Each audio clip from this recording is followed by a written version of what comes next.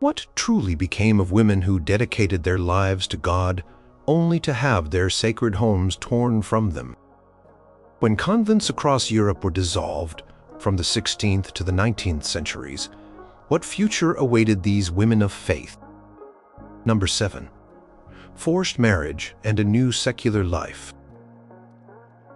The air in the chapter house hung heavy, with an unspoken dread, a chill colder than any winter wind. It was the autumn of 1539, and the king's commissioners had arrived at Sion Abbey, a grand and ancient Brigittine monastery nestled by the River Thames.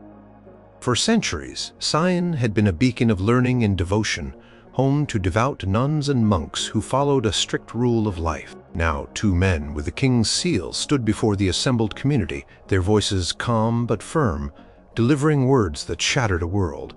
The monastery, they declared, was to be dissolved. Its lands and possessions would be taken by the crown. The nuns and monks were to disperse their sacred vows in the eyes of the state, suddenly meaningless. This scene, or variations of it, played out countless times across England between 1536 and 1541, during the sweeping dissolution of the monasteries under King Henry VIII.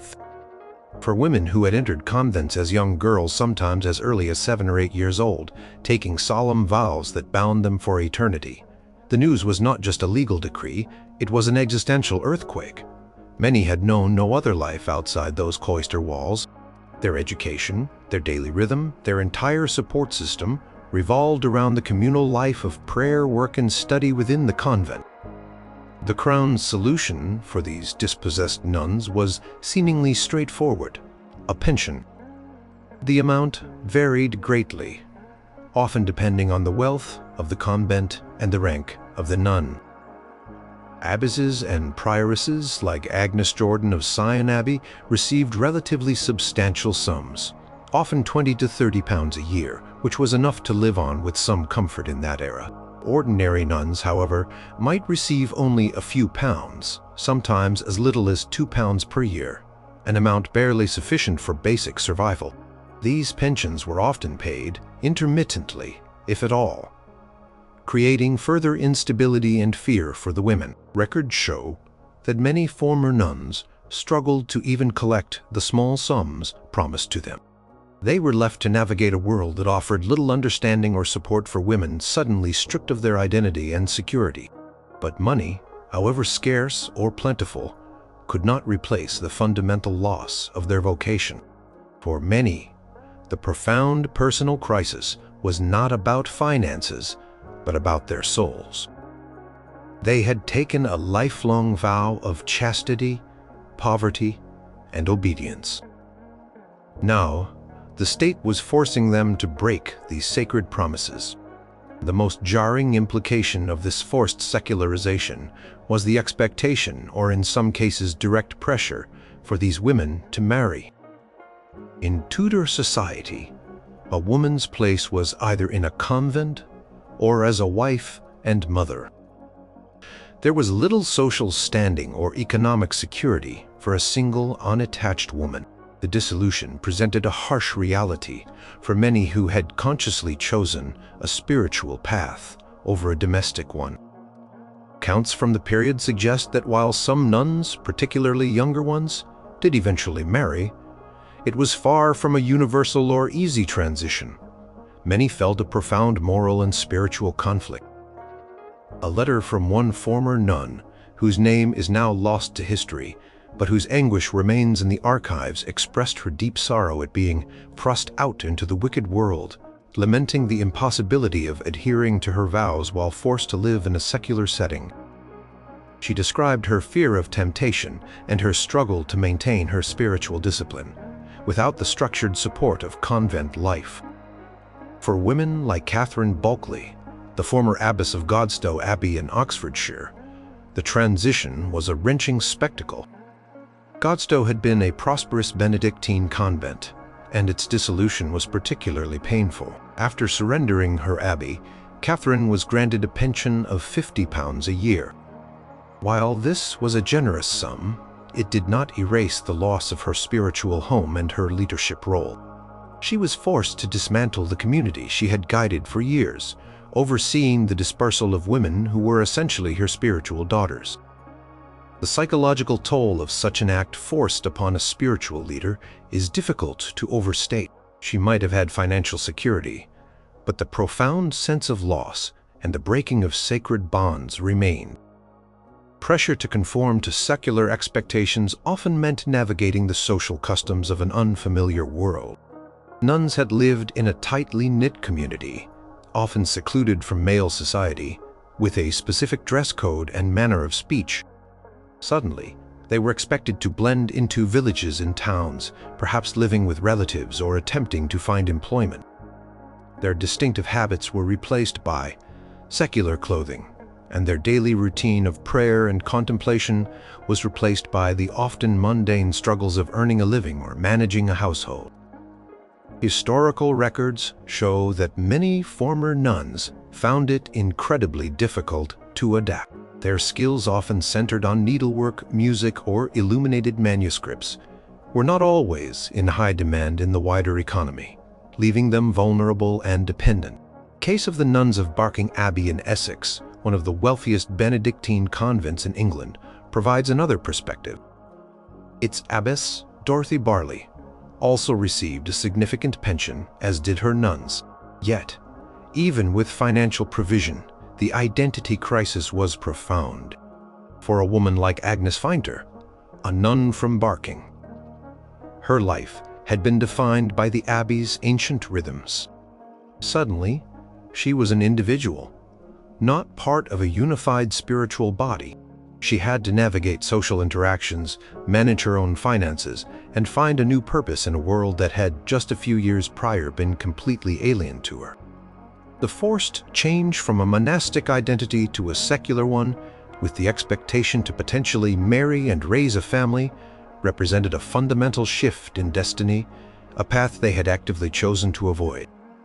Their vows were not merely words, they were the very foundation of their existence, and now that foundation had been forcibly removed, leaving them adrift in a sea of secular obligations. Number 6. Facing poverty and destitution. The harsh reality of dissolution was not always cushioned by pensions or supportive families. For countless nuns across different eras and lands, the abrupt closure of their convents meant an immediate plunge into desperate poverty. This was particularly true in places where the state offered no compensation, or where existing social welfare systems were non-existent. The French Revolution of the late 18th century provides a stark example of this brutal reality. When monastic orders were suppressed in France in 1790, and all religious vows declared null and void, the state did not generally provide pensions for the dispossessed religious. Instead, they were simply told to return to their families or find their own way in the world. Many nuns had entered their convents as children, some even as infants, placed there by families who either wished to secure their spiritual future or, in some cases, to avoid the cost of a dowry for marriage. These women had spent their entire lives behind cloister walls, educated within the convent and trained in skills specific to monastic life, such as manuscript illumination, fine needlework for vestments, or the cultivation of medicinal herbs. They knew nothing of managing a household in the secular world, negotiating prices in a market, or seeking employment outside the narrow confines of their religious community. Their families, if they still existed and were willing to take them in, might themselves be impoverished or unwilling to support an additional mouth. Accounts from revolutionary France describe former nuns, often elderly or infirm, wandering the streets begging for food. Their distinctive habits were replaced by threadbare secular clothes, marking them out as targets for suspicion or pity. They had lost their communal home, their source of food and shelter, and their network of support. Convent library, where they might have found solace in books, was gone. The infirmary, where they received care in illness, was closed. The gardens, which provided sustenance, were now confiscated property. Every aspect of their former existence was systematically dismantled. Consider the Daughters of Charity, an order dedicated to nursing and teaching the poor. While not cloistered, their institutions were also seized. Many of these sisters who had served communities with compassion for years found themselves with nothing. They had dedicated their lives to the poor, only to become poor themselves. Some managed to continue their work in secret, ministering to the sick in hidden corners of society, but many simply starved or died of exposure. The brutal pragmatism of the revolutionary government saw no value in their charitable work outside state control, and certainly no obligation to provide for their welfare once their institutions were dissolved. In 19th century Spain and Portugal, liberal governments also initiated waves of monastic dissolution, often driven by anti-clerical sentiment and a desire to seize church wealth. Here, too, the fate of the nuns was often one of abandonment. Convent lands and buildings were sold off, and the nuns were evicted with little more than the clothes on their backs. Many of these women had no property of their own, no family home to return to, and no savings. They became an invisible segment of the destitute population, reliant on random acts of kindness from sympathetic individuals or the meager charity of local parishes, which themselves were under immense pressure. There are records of former nuns forming small informal groups, pooling what little resources they had, living in cramped rented rooms, and trying to survive through occasional piecework or by teaching basic literacy to children of sympathetic neighbors. Their skills were often limited to what they had practiced in the convent, which might not translate well to the demands of a burgeoning industrial society. The delicate needlework for altar cloths did not pay as much as factory work, and their gentle dispositions cultivated for spiritual pursuits were ill-suited for the rough realities of manual labor or street vending. The psychological toll of such deprivation cannot be overstated. These women, who had lived lives of spiritual contemplation and communal support, suddenly found themselves isolated, vulnerable, and often hungry. Their faith, once a source of comfort within a protected environment, now had to sustain them through extreme hardship. For the elderly or infirmed nuns, the situation was even more dire. They were often too frail to work, and their declining health left them susceptible to disease and death. They were women who had served their communities, often caring for the sick and educating the young, and now they themselves were in desperate need of care. The dissolution in Mexico in the mid-19th century, following the Ley Lerdo and other reform laws, also resulted in widespread destitution for many nuns. Convents were seen as symbols of an old order, and their property was seized to fund the new liberal state. Many nuns, particularly those from poorer families who could not afford to pay dowries upon entering, had no one to turn to. They were truly on their own, facing a hostile secular society that viewed them with suspicion. Some managed to find refuge in the homes of wealthy Catholic families who secretly harbored them, but this was a precarious existence dependent on the continued goodwill and ability of their benefactors. The systematic dismantling of their religious institutions without provision for their welfare created a forgotten population of women who withered away in poverty, their stories often unrecorded in the triumphant narratives of secularization. Number 5. Continuing a secret religious life. For many nuns, their religious vows were not merely a contract with an institution. They were a profound, personal commitment to God, taken in their hearts and souls. When convents were dissolved and public religious life was outlawed, this deep spiritual conviction did not simply vanish. Instead, for some it transformed into a daring, clandestine existence, where the practices of their consecrated lives continued in secret under the ever-present threat of discovery and punishment. This defiance of state authority, born from an unwavering faith, became a powerful and moving form of resistance. One of the most compelling examples comes from revolutionary France, particularly after the civil constitution of the clergy in 1790 and the subsequent Reign of Terror. Religious orders were suppressed, their property confiscated, and religious vows declared null. Public displays of religious devotion were forbidden, and priests and religious who refused to swear an oath to the state were persecuted. Yet many nuns simply refused to abandon their vocation. They dispersed, but they did not give up. These women often sought refuge in small groups, sometimes just 2 or 3, living together in rented rooms, in quiet corners of towns, or in remote rural cottages. They adopted secular clothing to blend in, abandoning their distinctive habits. But beneath their ordinary appearances, they continued to live as nuns. They rose at the traditional hours for prayer, reciting the divine office from memory or from smuggled copies of their breviaries. They maintained periods of silence and contemplation. They observed their rules of fasting and abstinence as best they could, adapting them to their impoverished circumstances. The simple act of prayer, once a communal ritual in a grand chapel, became a hushed whisper behind closed doors, a silent communion with God in the quiet hours of the night. A famous account details the courage of the Carmelite nuns of Convents. After their convent was forcibly closed, they were allowed to live together in a private house, but under strict surveillance. Eventually, they were arrested, refusing to renounce their vows or their loyalty to the church. In prison, they continued their monastic life as much as possible, encouraging one another and offering spiritual support.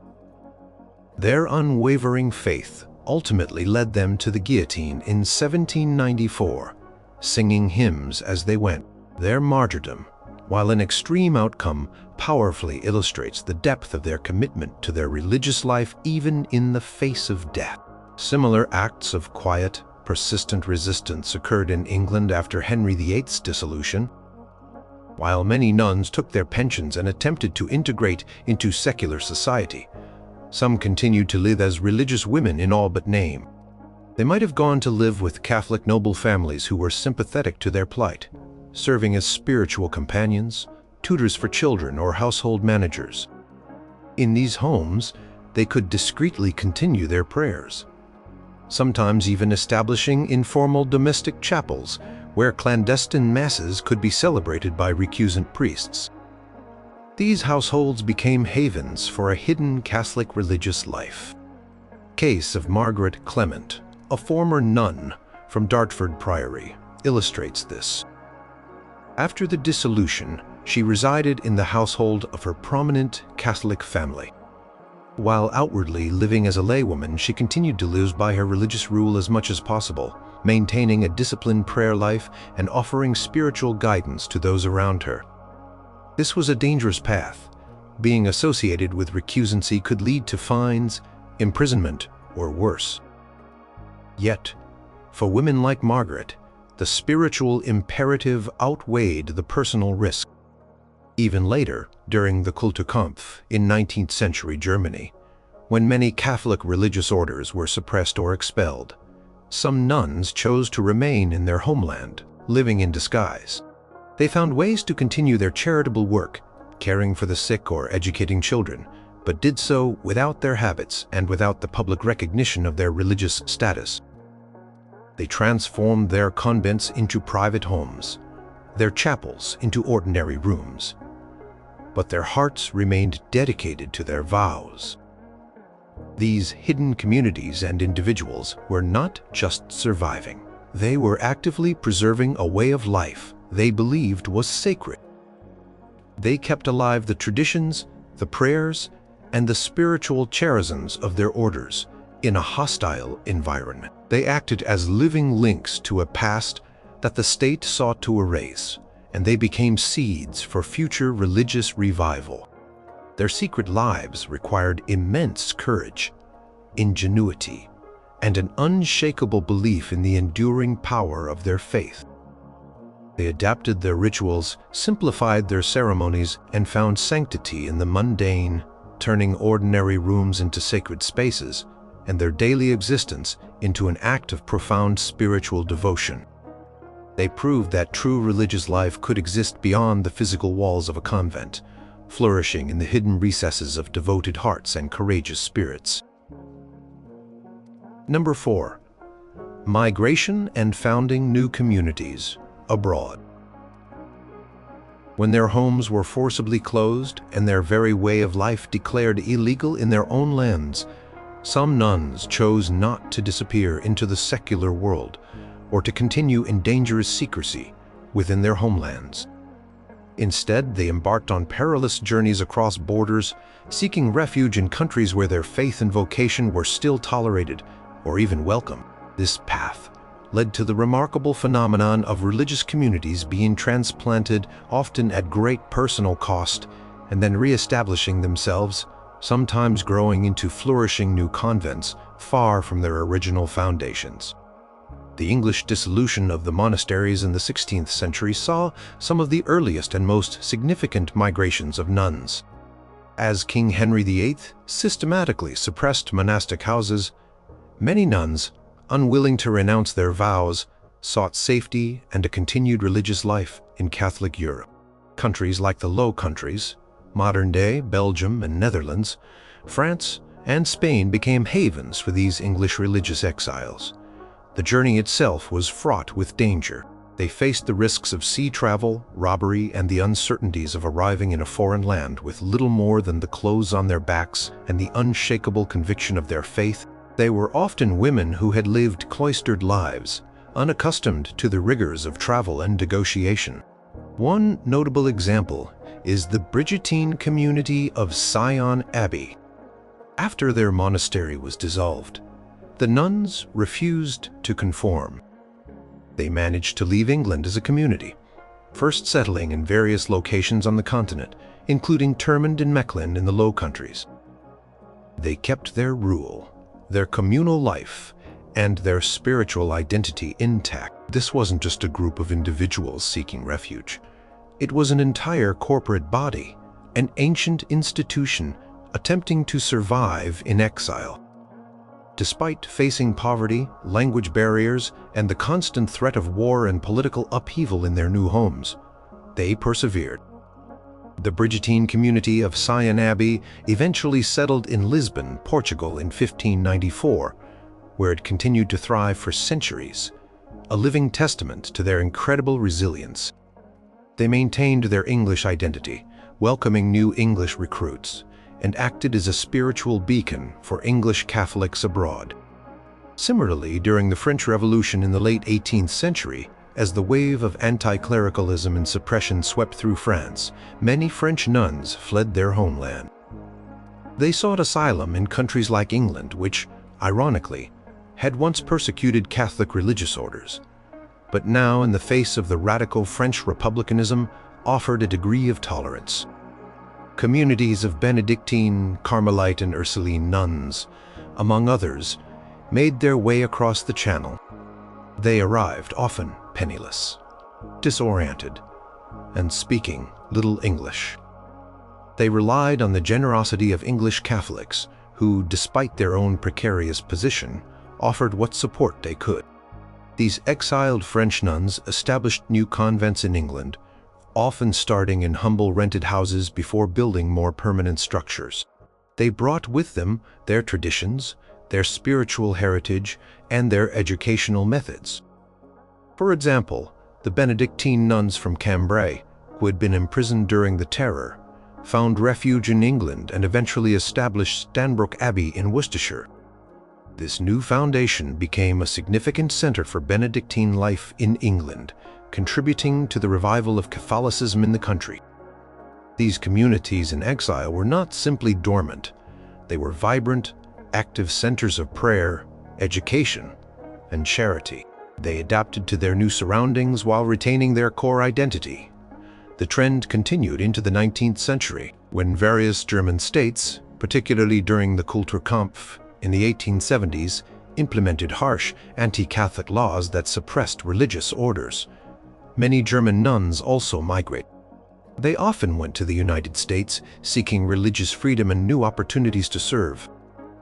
They played a crucial role in establishing hospitals, schools, and orphanages in the rapidly expanding American frontier, often in very challenging conditions. These German sisters, through their courage and determination, contributed significantly to the development of social services and education in a new nation, far from the lands of their birth. The act of migration was not merely a physical journey. It was a profound, spiritual, and emotional one. It meant leaving behind beloved churches, familiar landscapes, and ancestral ties.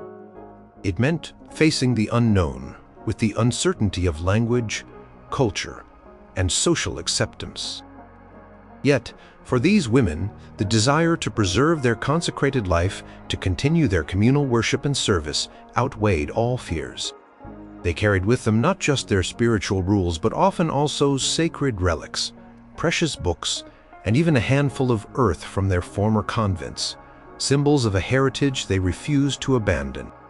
Their courage in crossing seas and borders, rebuilding their lives brick by spiritual brick in foreign lands, stands as a powerful testament to the enduring human need for community and faith. These exiled communities, often against incredible odds, became beacons of continuity, preserving centuries of tradition and passing them on to new generations in adopted homelands. Number 3. Becoming teachers, nurses, and caregivers. In some periods of dissolution, particularly during the 19th century, in parts of Europe, the outright suppression of religious orders gave way to a more pragmatic approach by secular governments. While convents might still be dissolved, or their traditional cloistered life curtailed, there was often an undeniable need for the social services that religious women had historically provided. Nuns possessed valuable skills in education, nursing, and charity, skills that even secular states found difficult to replace. This led to a surprising outcome. Some nuns, though dispossessed of their traditional convent homes, found new roles as teachers, nurses, and caregivers within state-controlled or secularized institutions, subtly continuing their mission of service in a changed world. This transition was particularly evident in regions where reforms aimed at modernizing society were taking place, such as in post-Napoleonic German states or in certain periods of Italian and Spanish unification. Governments, while often anti-clerical in their policies, recognized that suddenly eliminating all educational and healthcare providers would create a social vacuum. Nuns, often the only educated women in a community, especially in rural areas, had long been the backbone of local schooling and healthcare. Consider the situation in Bavaria or Baden in the mid-19th century. When convents were dissolved or placed under severe state regulation, some nuns were offered positions as teachers in newly established public schools. They might no longer wear their habits or live in communal convents as before, but their dedication to educating children remained. They brought with them their pedagogical experience, their discipline, and often a deep sense of moral purpose. They taught reading, writing, arithmetic, and sometimes even crafts, shaping generations of students in a secularized setting. The schools might have been state-run, but the spirit of care and instruction, instilled by their religious formation, often persisted through the nuns' work. Similarly, in the field of healthcare, nuns had historically managed hospitals, cared for the sick, and tended to the dying, especially during epidemics. When their convents were dissolved and their hospitals secularized, the need for trained and dedicated nurses did not disappear. Many former nuns, especially those from orders like the Sisters of Charity or the Franciscans, transitioned into roles in public hospitals or infirmaries. They continued to provide compassionate care, often drawing on centuries of accumulated medical knowledge and a profound sense of vocational calling. They might have been paid by the state rather than sustained by their orders' endowments, but their daily work remained largely the same, ministering to the suffering. Accounts from the time describe how these former nuns, though no longer formally identified as religious, often continued to be addressed with respect, sometimes even retaining a modified form of their religious name, reflecting the local community's appreciation for their service. The care of orphans and the destitute was another area where nuns played a vital role. When their orphanages or poorhouses were closed or taken over by the state, many sisters continued to work within these institutions. Their compassion and organizational skills were invaluable in managing these facilities, which often housed large numbers of vulnerable people. They provided not just physical care, but also emotional support and guidance to those who had nowhere else to turn. The transition from convent life to working in a state-run institution was not without its challenges. There might have been conflicts over curriculum in schools or medical practices in hospitals as secular authorities sought to impose new regulations. Nuns had to adapt to new administrative structures and sometimes different ideological frameworks. Yet, for many, this new path was a way to continue their mission of service. They had dedicated their lives to helping others, and even without the formal structure of their convents, they found ways to do so. Their quiet presence, their enduring work ethic, and their commitment to the welfare of others often earned them the respect of the secular authorities and the communities they served. Their transition often meant a subtle blurring of lines between sacred and secular, as their charitable works once performed under the banner of a religious order were now integrated into the emerging social welfare systems of modern states. They became unsung heroes, laboring in humble roles, embodying the spirit of their former vocations in a world that had dramatically changed. Their unwavering dedication ensured that many essential social services continued, even as the institutions that had traditionally provided them were dismantled. Number 2. Imprisonment and execution. While many nuns faced poverty, forced secularization, or exile, for some, the dissolution of their convents brought the ultimate and most shocking outcome: imprisonment, persecution, and even execution. This was not a universal fate, but it happened during particularly radical periods of anti-clerical fervor, most notably during the French Revolution's reign of terror and in the Soviet Union's systematic suppression of religion in the 20th century. These instances stand as stark reminders of the brutal consequences faced by those who refused to abandon their faith in the face of state power. The French Revolution, beginning in 1789, quickly turned violent against the Catholic Church, which was seen as an intrinsic part of the old regime. The civil constitution of the clergy, 1790, demanded that priests and religious swear an oath of loyalty to the state, effectively placing the church under state control and severing its ties with Rome. Many nuns refused, seeing it as a violation of their vows and their conscience. This refusal marked them as refractory and enemies of the revolution. Their convents were dissolved, and their property confiscated. Initially, many were simply evicted, but as the revolution grew more extreme, especially during the Reign of Terror, 1793 to 1794, passive resistance escalated into active persecution. Nuns who continued to live communally, or who were found to be harboring non-juring priests, or who simply refused to renounce their religious identity, became targets.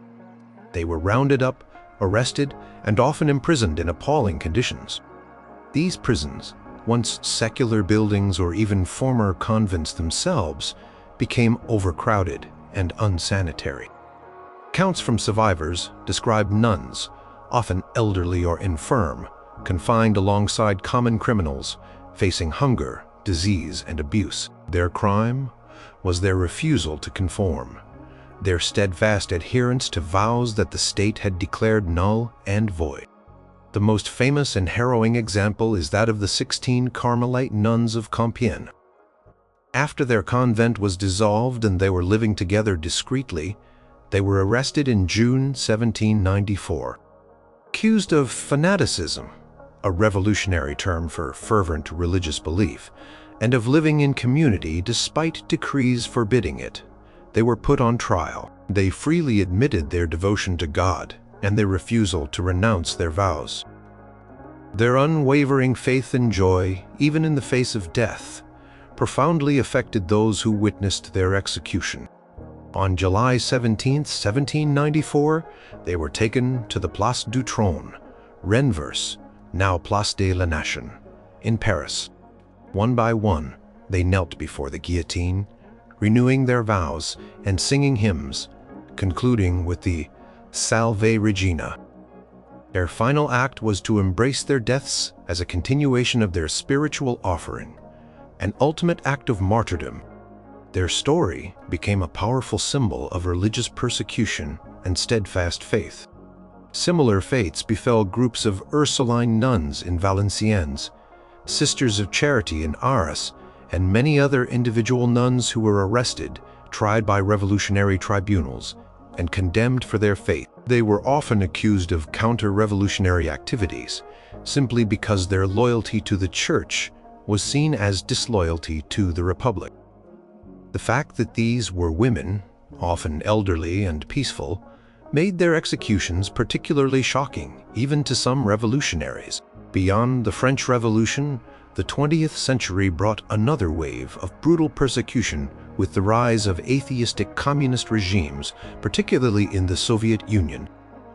After the 1917 Bolshevik Revolution, the new government systematically suppressed all forms of religious worship. Monasteries and convents were closed, their properties seized, and their occupants dispersed. Unlike earlier dissolutions, this was not just about property. It was about eradicating religion itself. Nuns, along with priests and other religious, were often deemed enemies of the people, or counter-revolutionaries. They were subjected to arbitrary arrests, show trials, and often sentenced to hard labor in the vast network of Gulag concentration camps. Here, they faced unimaginable suffering, starvation, forced labor in brutal conditions, torture, and summary executions. Many thousands perished in these camps. Accounts from survivors describe nuns continuing to pray in secret, sharing meager rations, and offering spiritual solace to fellow prisoners, even in the face of imminent death. Their distinctive resolve, cultivated through years of spiritual discipline, often made them resilient in the face of such adversity, though few survived the full extent of their sentences. These women, who had vowed to dedicate their lives to God in quiet contemplation or humble service, were transformed into martyrs, their ultimate sacrifice a testament to the enduring power of faith in the darkest of times. Their stories, often suppressed for decades, reveal a chilling chapter in the history of religious dissolution. Number 1. Returning to family and patrons. For many nuns facing the dissolution of their convents, the most immediate and often only option was to return to the families they had left behind, sometimes decades earlier. This return was a complex experience, often fraught with mixed emotions for both the individual nun and her relatives. It was a return to a world they had consciously chosen to leave, a re-entry into a social structure that might no longer fully understand or accommodate them. This outcome, while perhaps less dramatic than martyrdom or exile, was a profound personal upheaval for thousands of women. During the English dissolution of the monasteries under Henry VIII, the Crown often stipulated that pensions for former nuns were to be paid to them to go into the world. This phrase implied that they were expected to reintegrate into secular society, and for many this meant returning to their families of origin. Some nuns had powerful or wealthy families who could afford to take them in. For example, some daughters of noble or gentry families who had entered convents partly due to familial connections found that their families, though now Protestant or simply pragmatic, still had an obligation or willingness to shelter them. These women might have lived in relative comfort, sometimes even becoming chaplains or tutors within their family's household, subtly maintaining aspects of their former lives.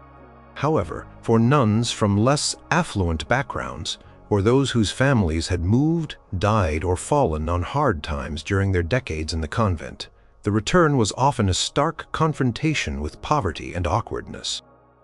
Imagine a woman who entered the convent as a young girl of 14.